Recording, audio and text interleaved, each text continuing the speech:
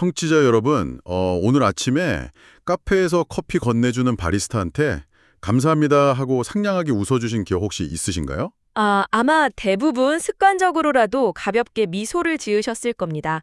다들 사회생활이라는 걸 하니까요. 그렇죠. 저도 그랬거든요. 근데 질문을 살짝 바꿔볼게요. 어제 저녁에 식탁에서 오늘 하루 어땠냐고 묻는 여러분의 연인이나 가족한테는 어떤 표정으로 대답하셨나요? 찔리는 분들 꽤 많으실 텐데요. 피곤하다는 이유로 미간 찌푸리면서 대충 얼버무렸을 수도 있고요. 맞아요. 오늘 우리가 파헤쳐볼 이번 심층 탐구는 바로 이 기이하고도 좀 소름 돋는 심리적 모순에서 출발합니다. 인간은 왜 자기가 가장 소중하게 여기는 관계를 스스로 파괴하도록 설계되어 있는 걸까? 이거거든요. 네. 게다가 아주 조용하고 예측 가능한 4단계의 과정을 거쳐서 말이죠. 이 질문에 답하기 위해서 오늘 우리가 분석할 자료는 아주 흥미로운 궤적을 그립니다. 그 유명한 명언에서 시작하잖아요. 마가렛 태처 영국 전 총리가 했다는 그 말. 맞습니다. 생각을 조심해라. 그것이 말이 되니까. 말을 조심해라. 그것이 행동이 되니까. 이렇게 이어져서 결국 생각이 운명이 된다는 아주 거창한 이야기죠. 사실 저 처음 이 자료 봤을 때 또 긍정적으로 생각하면 우주가 도와준다는 뻔한 자기계발서 내용인가? 약간 이랬거든요. 충분히 그렇게 오해하실 수 있습니다. 저도 처음엔 그렇게 생각했으니까요. 그쵸. 근데 전혀 아니더라고요. 이 자료는 내 머릿속에 그 찰나의 생각 하나가 어떻게 물리적인 운명으로 굳어지는지 완전 뇌과학이란 행동심리 관점에서 해부하고 있어요.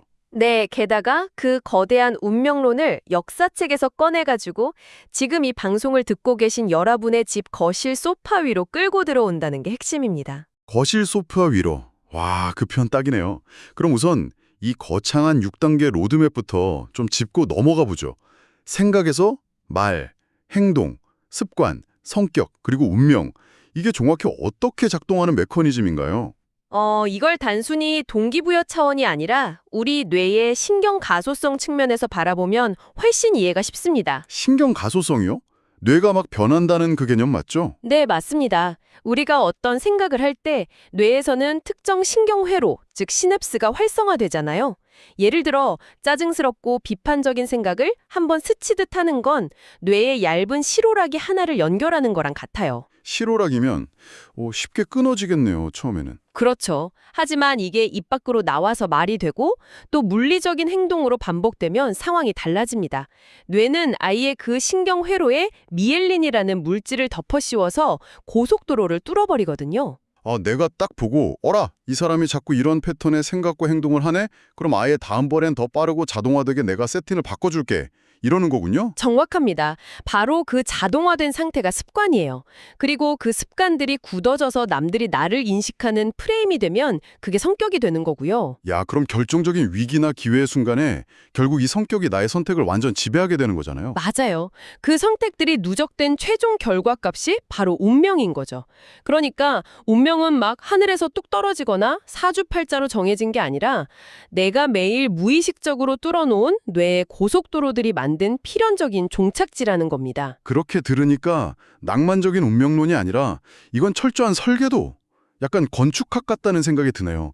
저는 이거 보면서 집 짓기 비유가 떠올랐어요. 집 짓기요? 어떤 의미인가요? 그러니까 스쳐 지나가는 생각 하나하나는 그냥 바닥에 굴러다니는 벽돌 한 장인 거예요. 근데 이게 말이 되고 행동이 되면 그 벽돌들 사이에 막 시멘트가 발라지는 거죠.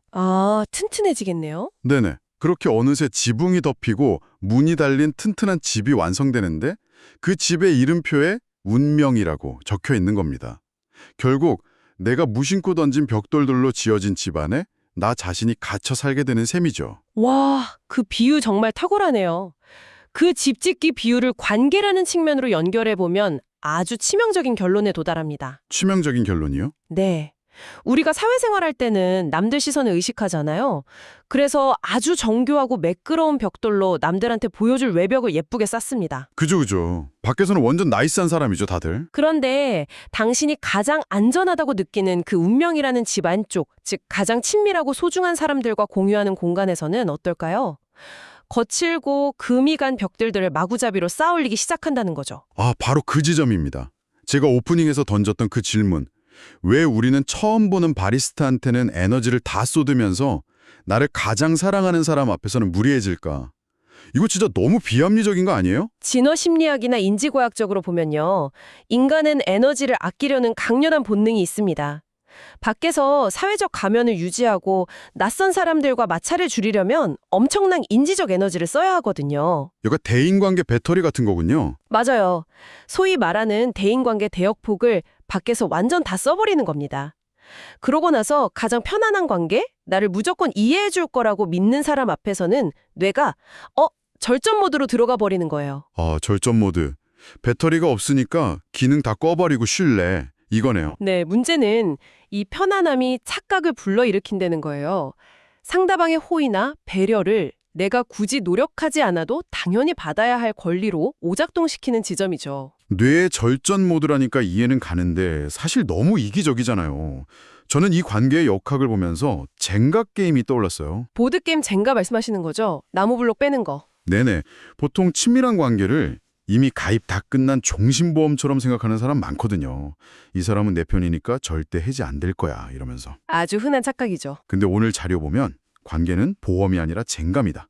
내가 밖에서 피곤하다고 상대방 말을 건성으로 듣거나 짜증낼 때마다 그 관계의 기둥에서 블록을 하나씩 쑥쑥 빼내는 거예요. 아, 당장 무너지지는 않으니까 방심하게 되고요. 맞아요.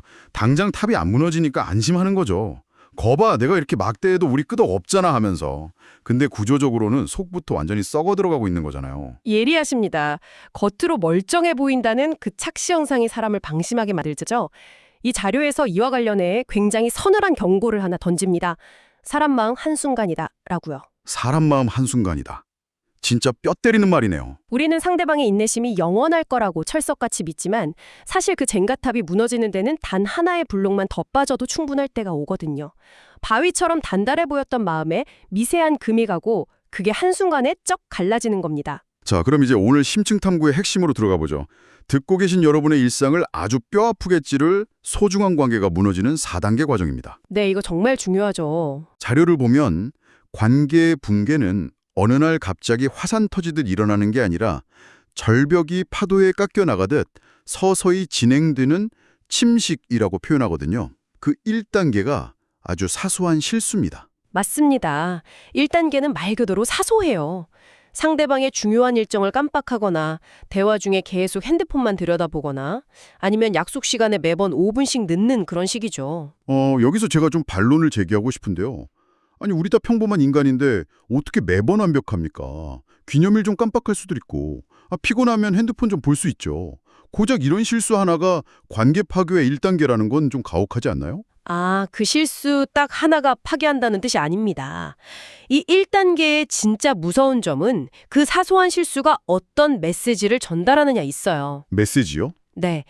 행동 자체는 5분 늦은 거지만 상대방의 뇌는 그걸 이 사람은 내 시간의 가치를 존중하지 않는구나.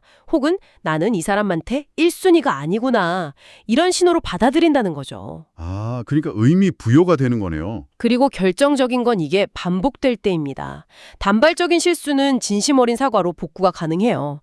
하지만 반복되는 사소한 실수는 바로 2단계로 넘어가는 아주 강력한 트리거가 됩니다. 그 2단계가 바로 실망이라는 감정의 비축적이죠. 저는 자료에서 이 빚이라는 단어를 쓴 게 너무 탁월하다고 생각했어요. 빚지면 이자가 붙잖아요. 그것도 복리로요. 맞습니다. 상대방은 지금 당신에게 실망감이라는 마일리지를 마음속 깊은 곳에 차곡차곡 적립하고 있는 중인 겁니다. 안 좋은 마일리지네요. 그렇죠. 총화에대해서는 이 단계부터 확증 편향이 작동한다고 봐요. 처음에는 오늘 피곤한가 보다 하고 넘어가던 것들이 실망이 계속 누적되면 거봐, 또 내 말 안 듣지. 이 사람은 원래 이런 사람이야 하고 해석의 프레임 자체가 부정적으로 딱 고정돼 버리거든요. 와, 프레임이 씌워지는군요. 네, 내가 아무리 서운하다고 말해도 이 사람은 변하지 않을 거라는 무력감. 그게 바로 감당할 수 없는 채무처럼 쌓이는 거죠. 그럼 그 채무의 이자가 감당할 수 없을 만큼 불어나면 결국 파산 선고를 해야 되잖아요. 그게 바로 3단계, 관계 자체의 포기로 이어지는 거네요. 정확합니다. 근데 청취자 여러분, 이 3단계를 절대 오해하시면 안 됩니다. 저 대목 읽고 온몸에 소름 돋았잖아요. 3단계는 상대방이 불같이 화를 내고 물건 던지면서 싸우는 단계가 아니더라고요. 오히려 완벽한 고요함에 가깝죠. 화를 내고 서운하다고 잔소리하는 건 역설적이지만 아직 내심 기대가 남아있다는 뜻이거든요. 내가 이렇게 화내면 네가 알아주고 바뀌겠지 하는 희망이요. 그렇죠. 희망의 발현이죠. 하지만 3단계에 접어들면 그 어떤 기대조차 전부 거두어드립니다. 당신이 약속을 어겨도 화내지 않고요. 핸드폰만 봐도 잔소리 하나 안 합니다. 헉, 무서운데요? 감정적인 에너지를 당신에게 쏟는 것 자체가 낭비라고 뇌가 이미 판단을 내린 상태니까요. 와, 이거 진짜 찔리는 분들 많을 텐데 보통 우리 그런 착각 엄청 많이 하잖아요. 요즘 우리 남편 혹은 내 여자친구가 잔소리도 안 하고 완전 편해졌어. 드디어 나를 이해해주고 체념했나 봐 하고 안심하는 바로 그 순간이요. 아주 위험한 순간이죠. 사실 그게 평화가 찾아온 게 아니라 상대방이 내 젠가탑에서 완전히 손을 떼고 멀어지고 있는 3단계의 정막이었다는 거잖아요. 자료에서 이만하면 됐지 하고 안심하는 순간이 가장 위험하다고 경고한 게 이제 완벽히 이해가 갑니다. 네, 그 고요한 3단계는 폭풍전야가 아닙니다. 이미 감정의 폐허가 된 후의 침묵이에요. 그리고 2단계를 지나면 자연스럽게 마지막 4단계, 완벽한 외면에 도달합니다. 완벽한 외면. 단어부터가 너무 차갑네요. 2단계는 단순히 화가 난 상태를 넘어선 겁니다. 돌이킬 수 없는 물리적, 심리적 단절이죠. 아예 등을 돌려버리는 거예요. 이때부터는 당신이 뒤늦게 사태의 심각성을 깨닫고 엄청난 이벤트를 하거나 비싼 선물을 줘도 절대 통하지 않습니다. 아니 내가 반성하고 이제부터 진짜 잘하겠다는데도 왜 안 통하는 거죠? 왜냐하면 마음의 문이 안에서 단단히 걸어 잠겼기 때문이에요. 1단계나 2단계에서는 문이 열려 있었고 3단계에서는 문을 슬슬 닫고 있었지만 4단계는 아예 자물쇠를 채워버린 상태거든요. 다 밖에서는 열 수가 없는 거군요. 네, 외부의 자극이 안으로 들어가지 못하고 그냥 튕겨 나옵니다. 자기 자신을 보호하기 위해서 당신이라는 존재 자체를 인지적 사각지대로 밀어내버린 그런 강력한 방어기제가 완성된 거죠. 와, 이렇게 1단계부터 4단계까지의 침식 과정을 쫙 훑어보니까 우리가 이별할 때 흔히 던지는 말이 얼마나 큰 착각인지 알겠어요. 어떤 말이죠? 갑자기 왜 그래? 이런 건가요? 맞아요. 아니 어제까지 같이 웃으면서 밥 먹었잖아. 갑자기 왜 그래 하고 따지잖아요. 근데 갑자기는 없었던 겁니다. 전혀 없었죠. 나만 그 뇌의 덜전 모드에 빠져서 몰랐을 뿐이지 상대방의 마음속에서는 이미 1단계에서 4단계까지의 그 치열한 카운트다운이 수개월, 수년에 걸쳐서 조용하게 진행되고 있었다는 사실. 이게 진짜 서늘한 진실이네요. 그렇기 때문에 이 비극적인 과정을 끊어낼 유일한 예방책은 지속적인 긴장감과 알아차림 뿐입니다. 긴장감이요? 막 매번 눈치 보면서 벌벌 떨어야 하나요? 아니요, 그런 부정적인 긴장감이 아닙니다. 우리가 앞서 이야기했던 첫 번째 명언으로 다시 돌아가 보죠. 나의 아주 작은 생각이 운명이라는 집을 짓는 벽돌이 된다. 아, 그 벽돌. 네, 지금 내가 무심코 던진 이 짜증 섞인 벽돌 한 장이 상대방의 마음에 어떻게 가닿고 있는지, 혹시 젠가 블럭을 하나 빼고 있는 건 아닌지 섬세하게 살피는 그런 다정한 주의력을 의미합니다. 다정한 주의력. 표현 너무 좋습니다. 자, 그럼 여기까지 오면 또 하나의 거대한 질문이 남는데요. 우리가 이렇게 나의 생각을 통제하고 행동을 조심해서 나의 운명을 개척해야 한다고 핏대 세워 이야기했잖아요. 네네, 그랬죠. 그리고 그 공들여 지은 집을 잃지 않으려면 관계의 유지비를 꼬박꼬박 내야 한다고요. 그렇다면 도대체 그 비싼 유지비를 기꺼이 지불하면서 내 곁에 두어야 할 가장 소중한 사람은 과연 누구인가? 이거거든요. 보통 소중한 사람 혹은 내 운명에 영향을 미칠 사람이라고 하면요. 대단한 인맥이나 비즈니스 파트너, 나를 성공시켜줄 엄청난 귀인 이런 걸 떠올리기 쉽습니다. 솔직히 다들 그런 귀인 만나고 싶어 하잖아요. 하지만 자료는 진정한 가치를 완전히 새롭게 정의합니다. 거창한 배경을 가진 사람이 아니라 아주 지극히 평범한 일상을 나눌 수 있는 사람이라고요. 평범한 일상이요? 네, 저녁 식탁에 마주 앉아서 김치찌개 먹으면서 오늘 부장님 때문에 진짜 짜증났어 라던가 오늘 출근길에 엄청 귀여운 고양이 봤어 같은 영양가 없고 시시콜콜한 이야기를 편안하게 나눌 수 있는 바로 그 사람입니다. 와, 저는 이 지점이 가장 놀라운 아이러니라고 생각했어요. 당신의 머릿속 시냅스를 받고 신경회로를 막 재편해서 위대한 운명을 만들어내는 그 뼈를 깎는 과정의 목적지가 어디냐? 대단한 업적이 아니라는 거죠. 맞아요. 역사의 이름을 남기는 게 아니라 결국엔 내가 살아가는 이 지루하고 평범한 화요일 저녁을 묵묵히 들어줄 단 한 사람을 내 소파 옆에 앉혀두기 위해서라는 거잖아요. 운명이라는 그 거대하고 묵직한 단어의 최종 목적지가 누군가와 나누는 시시콜콜한 웃음이라니 이거 너무 역설적이면서도 감동적이지 않나요? 완벽한 통찰입니다. 결국 인간을 살아가게 하는 근원적인 힘은 안전한 연결감이거든요. 수백억의 부를 쌓고 사회적 존경을 받아도 그 화려한 가면을 벗고 돌아온 집에서 내 피로를 진심으로 공감해줄 연결고리가 없다면 그 운명은 공허한 빈 껍데기죠. 하긴 돈 많아도 외로우면 무슨 소용이래 했어요. 그렇죠. 특별한 이벤트가 아니라 평범함의 가치를 나눌 수 있는 관계. 그게 바로 우리가 절전 모드를 끄고 감정적 에너지를 기꺼이 쏟아야 하는 진짜 이유입니다. 자, 어느덧 오늘 준비한 심층 탐구가 마무리를 향해 가고 있네요. 생각이라는 작은 씨앗이 어떻게 운명이 되고 또 사소한 무관심이 어떻게 소중한 관계를 4단계에 걸쳐 무너뜨리는지 아주 깊게 파고 들어봤습니다. 부디 오늘 나눈 이 메커니즘을 꼭 기억해 주셨으면 합니다. 관계는 가입해둔 보험이 아니라 매 순간 공들여 균형을 맞춰야 하는 젠가탑이라는 사실을요. 3단계의 그 서늘한 침묵을 평화로 착각하시면 안 되고요. 네, 실망의 빚이 더 쌓이기 전에 먼저 다정한 말을 건네는 용기가 꼭 필요합니다. 청취자 여러분, 지금 당장 당신의 생각, 말, 행동이 향하고 있는 그 사람을 한번 떠올려 보세요. 바쁘다는 핑계로 혹은 너무 편하다는 이유로 마일리지를 마이너스로 깎아먹고 있지는 않으신가요? 오늘 당장 한번 확인해 보셔야 할 겁니다. 네, 그런데요, 여기서 탐구를 마치기 전에 여러분께 아주 새롭고 도발적인 질문을 하나 던지고 싶습니다. 우리는 지금까지 이 4단계의 붕괴 과정을 타인과의 관계에만 초점을 맞춰서 이야기했잖아요. 그렇다면 한번 방향을 틀어서 생각해 보시죠. 당신과 당신 자신의 관계는 어떻습니까? 아, 자기 자신과의 관계요? 네, 생각이 행동이 되고 운명이 된다고 했잖아요. 혹시 여러분은 속으로 계속 나는 안 돼, 내가 늘 그렇지 뭐 이러면서 스스로에게 사소한 상처, 즉 1단계를 반복해서 주고 있지는 않으신가요? 스스로에게 부정적인 메시지를 계속 보내는 거군요. 맞아요. 그렇게 스스로에 대한 실망의 빚이 쌓이고 어느새 내 감정과 욕구를 돌보는 걸 포기한 채 완벽히 나 자신을 외면해버리는 그 4단계의 위험한 과정 한가운데 서 있는 건 아닐까요?